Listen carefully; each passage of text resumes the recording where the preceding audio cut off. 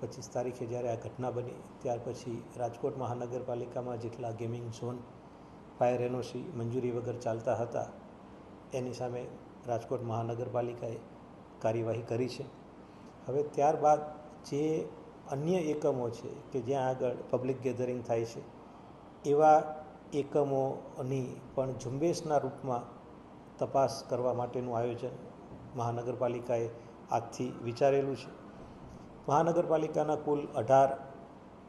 વહીવટી વોર્ડ છે, તો તમામ વોર્ડ માટે સંબંધિત તમામ અધિકારીઓ, જેમાં ફાયર સ્ટેશન ફાયર ઓફિસરનો સમાવેશ થાય છે, વોર્ડના અધિકારીનો સમાવેશ થાય છે, પ્લાનિંગ શાખાના અધિકારીનો સમાવેશ થાય છે, સ્કૂલોને પણ આપણે ચકાસવી છે એટલે શિક્ષણ વિભાગના પણ એક